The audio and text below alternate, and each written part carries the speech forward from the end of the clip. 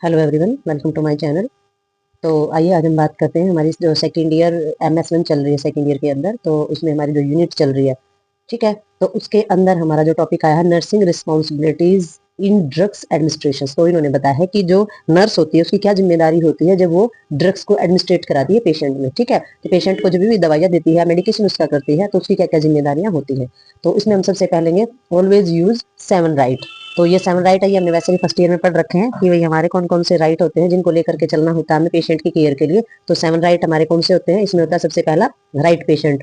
Patient सही होना चाहिए, उसका रूट सही होना चाहिए, ओरल रूट से देना है, IM से देना है, IV से देना है, रेक्टल से देना है। ठीक है, तो राइट टाइम, समय सही होना चाहिए, और कितने कितने समय में कौन सी दवाइयां देनी है ये भी पता होना चाहिए। तो समय का ध्यान देना है कि भी खाने से 2 घंटे पहले, 2 घंटे बाद, या 4 4 घंटे का गैप इस दवाई के अंदर करना है। तो वो जो समय होता है, राइट जो समय होता है, उसका ध्यान रखना है। दूसरा, मेडिकेशन और ड्रग्स सही होनी चाहिए। सही होने का मतलब है उसकी मात्रा भी सही होनी चाहिए कि भाई ये जो ड्रग्स है ये हमने 200 mg की देनी है, ये जो टैबलेट है ये हमने 500 mg की देनी है, ये 5 ml का लगाना है या 0.2 ml का लगाना। तो इसका मतलब ये होता है कि जो हमारी मेडिकेशन और ड्रग्स होते हैं वो सही भी होने चाहिए और उनकी मात्रा भी सही होनी चाहिए, यानी कि राइट डोज भी हम जिसको बोल देते हैं। तो राइट डोज में यही चीज होती है कि मात्रा देखी जाती है उसकी। ठीक है, राइट मेडिसिन में दवाई सही होनी चाहिए, सॉल्ट सही होना चाहिए उसका। नेक्स्ट हमारा राइट मेथड होना चाहिए। मेथड तरीका किस तरीके का अपनाना है आपने उस दवाई को देते टाइम। ठीक है, और राइट डॉक्यूमेंटेशन। तो सारे का सारा जो डॉक्यूमेंटेशन सिस्टम होता है उसके जो भी आपने फॉर्म वगैरह फिल किए हैं या जो भी उसका जो रिकॉर्ड आप मेंटेन कर रहे हैं वो बिल्कुल सही होना चाहिए, उसमें किसी प्रकार की कोई गलती नहीं होनी चाहिए। तो इन सभी चीजों का ये जो 7 राइट्स होते हैं इन सभी को बिल्कुल ध्यान में रख करके काम करना है नर्स को। ये नर्स की जिम्मेदारी होती है। अगर इसमें कुछ भी दिक्कत होती है तो वो नर्स की के ऊपर ही वो सारी बातें आती है। ठीक है, नेक्स्ट इन्होंने दिया ऑलवेज चेक ड्रग्स लेवल 4। तो उन्होंने जो नर्स होती है उसने किसी भी पेशेंट को दवाई देने से पहले सारे के सारे लेवल चेक कर लेने। तो कौन कौन सा, एक तो मैन्युफैक्चरिंग कि ये दवाई जो है ये कब बनी थी, कब की बनी हुई है, तो उसकी मैन्युफैक्चरेशन जो डेट होती है वो चेक करनी है आपने। एक्सपायरी डेट करनी है उसकी चेक कि भाई ये दवाई जो है कब इसका जो असर है, जो ये खराब होनी है या कुछ भी इसके अंदर चेंजेस आना है, वो उसकी डेट कब की है। तो एक्सपायरी डेट देखने के बाद वो दवाइयां नहीं दी जाती है खत्म होने के बाद। ठीक है, नेक्स्ट इसमें दे रखा है dose and amount of drug. तो आपने देखना है उसके अंदर कि कितना इसके अंदर डोज है, कितना इसका अमाउंट है। ठीक है, तो ये हमेशा ध्यान रखना, ये भी चेक करना आपने। दूसरा, इसमें जितने भी हमारे लेबल मेंटेन किया गया है, तो इंस्ट्रक्शंस दिए गए, जो निर्देश दिए गए हैं लेवल के ऊपर, तो वो आपने ध्यान रखने की। कई बार उस पर लिखा होता है अब ये ठंडी जगह नहीं रखने, ये बच्चों को नहीं देने, ये ऐसे हाथ नहीं लगने चाहिए, इसको इस तरीके से यूज नहीं करना है, ऐसे पेशेंट को इसको नहीं लेना है। तो जितने भी इंस्ट्रक्शंस मेंशन किए गए हैं, ठीक है, तो मेंटेन किए गए हैं, मेंशन किए गए हैं लेवल के अंदर, तो लेवल को अच्छे से पढ़ोगे और उसी तरीके से दवाई का यूज करोगे आप। ठीक है, नेक्स्ट इन्होंने दिया है any warnings maintain on level. और किसी भी प्रकार की अगर वार्निंग दी गई है लेवल के ऊपर कि भी ऐसा पेशेंट ना खाए, बच्चों को ये दवा ना दे, हम लोग किसी भी तरीके का, तो वो सारा का सारा लेवल से आपने पढ़ना है और उस दवाई को यूज नहीं करना है। तो इन चीजों का रखोगे आप बिल्कुल ही ध्यान।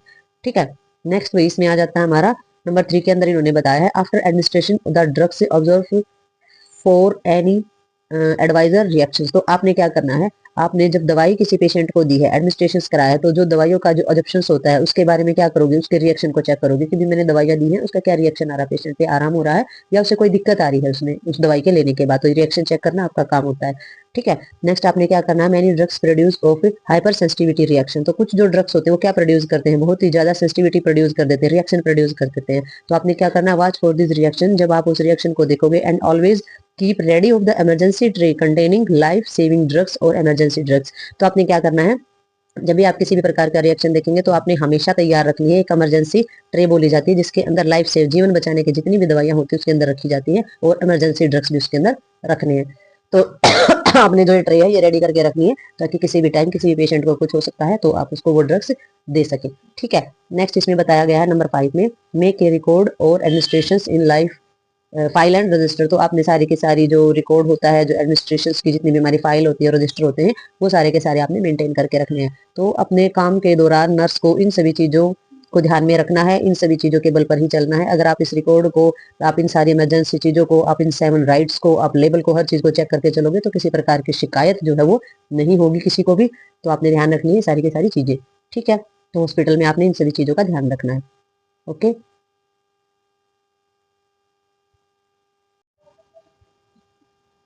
तो वही इसमें हम देखेंगे हमारी जो emergency drugs without indication and drugs dose. तो इसमें जितने भी इमरजेंसी हमारे ड्रग्स हैं उनके डोज देखेंगे और उनकी इंडिकेशन से और उनके जो रूट्स हैं वो देखेंगे हम इस टेबल के अंदर। तो इस टेबल में हमने सबसे पहले जो इंजेक्शन है हमारा एडलाइंस है, यानी कि हमारे डोज के नाम दिए गए हैं, इंडिकेशन दिया गया है, रूट दिए गए हैं और डोज दिए गए हैं।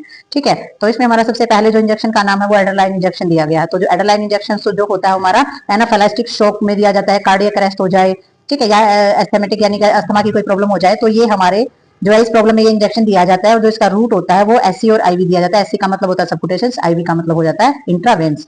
ठीक है, और हमारा जो डोज होता है इसमें 0.5 ml टू 1 ml जो है वो जिसके अंदर दिया जाता है।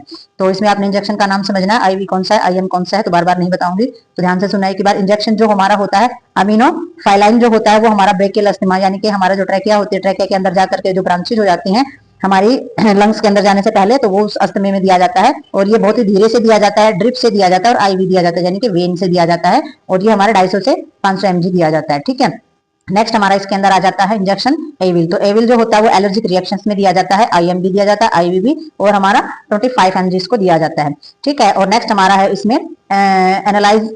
तो एनालाइज में हमारा पेन रिलीव ये होता है और एंटी पायरेटिक भी होता है, यानी कि बुखार के में भी काम आता है और दर्द में भी काम आता है। तो ये जो इंजेक्शन होता है हमारा आईएम भी दिया जाता है, आईवी भी दिया जाता है और 2 से 5 सीसी दिया जाता है ये। ठीक है, तो डोज भी ध्यान रखने हैं आपने इसके। और नेक्स्ट जो हमारा इसके अंदर दिया गया है वो हमारा बेटनोसोल है। तो बेटनोसोल्स जो होता है वो हमारा कब दिया जाता है, ये हमारा एनाफिलाक्टिक शॉक में भी दिया जाता है, ब्रोंकाई अस्थमा के अंदर भी दिया जाता है और हाइपोटेंशन के अंदर भी दिया जाता है। ठीक है, तो हाइपोटेंशन क्या होती है वो आप वीडियो में जाकर के देख सकते हैं। तो ये प्रॉब्लम्स आपको पता होनी चाहिए। तो ये हमारे आईएम और आईवी के अंदर दिए जाते हैं और डोज इसका सेम ही रहता है। ठीक है, तो नेक्स्ट हमारा इसके अंदर हो जाता है, आगे हम देखेंगे इसमें नंबर 6 में हमारा आ जाता है बैलेंजेंस। ठीक है, तो इसमें जो हमारी जो प्रॉब्लम्स जो होती है इसमें ये इंजेक्शन का नाम है हमारा, इंजेक्शन का नाम है बैलेंस। और हमारी प्रॉब्लम कौन सी इसमें, स्पाजम हो जाता है स्मूथ मसल्स के अंदर। ठीक है, स्पाजम हो जाएगा, एब्डोमिनल से कॉलिक और रेनल कॉलिक हो जाता है इसमें, यानी कि किडनी के अंदर भी स्पाजम, एब्डोमिनल मसल्स होती है उनके अंदर भी, और आईवी और आईएम ये दिया जाता है और 2 से 5 सीसी ये दिया जाता है। फिर हमारा इंजेक्शन हो जाता है कॉल ऑफ द ग्लूकोनेट, ये 10% होता है एलर्जिक रिएक्शन में और कार्डियक स्टिमुलेट अगर हो जाए, यानी कि हार्ट के अंदर ज्यादा प्रॉब्लम क्रिएट हो जाए या कंट्रक्शन ज्यादा बढ़ जाए या राइगर वगैरह हो जाए। ठीक है, तो इस तरीके की जो हार्ट के अंदर जो राइगर प्रॉब्लम होती है वो भी हो सकती है। तो ऐसी प्रॉब्लम्स में ये बहुत ही धीरे से आईवी से दिया जाता है। ये भी ध्यान रखना है आपने कि इसकी रेंज क्या रखनी है, स्लो चढ़ाना है या फिर फास्टली चढ़ाना है। ठीक है, तो ये 10 से 20 सीसी जो ये दिया जाता है। और नेक्स्ट हमारा इंजेक्शन जिसके अंदर दिया गया है कैलमपॉज। कैलमपॉज जो इंजेक्शन हो जाता है वो एंजाइटी को रिलीफ करने के लिए दिया जाता है, यानी कि बेचैनी वगैरह हो जाती है। और हाई डोज जो इसका होता है वो 20 से 3 mg होता है, इंक्लूड स्लिप, यानी कि जब नींद ना आती हो, नींद आने के लिए जो दिया जाता है वो हैवी डोज दिया जाता है जो 20 से 30 तक दिया जाता है। आईएम और आईवी दिया जाता है 5 से 40 mg का जो है ये डोज हमारा रहता है। तो डोज का जरूर ध्यान रखना है, अगर डोज गलत हो जाएगा तो पेशेंट को बहुत ज्यादा खतरा हो जाता है। ठीक है, नेक्स्ट हमारा हो जाता है 9 जो इंजेक्शन हो जाता है ये हमारा हो जाता है डेक्सोमा थैसोन्स। तो डेक्सोमा में क्या होता है, ये सेम हमारा बेटनोसोल्स की तरह ही होता है। वही काम ये करता है, हेड इंजरीज हो जाए, सर में अगर चोट लग जाती है तो सेरिब्रल और दिमाग सेरिब्रल यानी कि ब्रेन के हिस्से में जब कोई सूजन वगैरह हो जाती है तो उसकी रिलीफ के लिए लगाया जाता है। इसको आईएम भी दे सकते हैं, आईवी भी दे सकते हैं और 4 से 20 mg इसको हम देते हैं। ठीक है, नेक्स्ट हमारा हो जाता है डायक्सोनिक। डायक्सोन में क्या हो जाता है, ये हमारा हार्ट फेलियर और हमारा फिब्रिलेशन जो होती है उसमें दिया जाता है। और ये हमारा आईवी दिया जाता है और बहुत धीरे दिया जाता है, 0.5 mg से स्टार्ट होता है और फिर ये 0.20 या फिर हमारा 6 आवर्ली यानी कि घंटों के हिसाब से भी, एक दिन के हिसाब से भी इसके जो डोज होते हैं वो दिए जाते हैं। ठीक है, तो नेक्स्ट हमारा इसमें जो हमारी जो 10 जो इंजेक्शन है इसके अंदर हो गए हैं। तो 10 के बाद अब हम देखते हैं 11 में हमारा कौन सा आ जाता है। इसमें 11 में हमारा आता है, इसमें ये जो इंजेक्शन होता है हमारा ड्रिफ्लिन होता है। तो ड्रिफ्लिन जो इंजेक्शन होता है ये हमारा ब्रोंकाई अस्थमा के लिए ही होता है, आईएमआईवी ही होता है और 1 एम्पुला इसको दिया जाता है। तो आपने ये भी देखना है कि इंजेक्शन और एम्पुला जो होती है और वायल जो है वो कौन सी होती है वो हम नेक्स्ट टॉपिक में करेंगे। तो इसमें जो एम्पुला है वो दिया जाता है। और दूसरा हमारा जो इंजेक्शन होता है वो हमारा फोर्टपिन होता है जो कि हमारा पेंटोजाइसिन्स भी बोला जाता है। और ये हमारा माइक्रोकार्डियल जो हमारा इंफेक्शन हो जाता है मायोकार्डियल्स के अंदर, यानी कि जो हार्ट की जो लेयर होती है उनके अंदर, और एलर्जिक हमारा हाइपोटोनिक्स की चीजों में भी ये दिया जाता है, आईएम और आईवी दिया जाता है और 30 से 60 के बीच में एमजीज की दी जाती है। ठीक है, नेक्स्ट हमारा 13 इंजेक्शन जो है वो हमारा एरासेलामिडिस यानी कि लैक्सिस का होता है, ये ड्यूरेटिक होता है, पल्मोनरी एडिमा में भी दिया जाता है, सेरिब्रल एडिमा में भी दिया जाता है, यानी कि इस प्रकार की कोई सूजन और इन्फेक्शन की जो चीजें होती है उनमें इसको दिया जाता है, आईएम और आईवी दिया जाता है।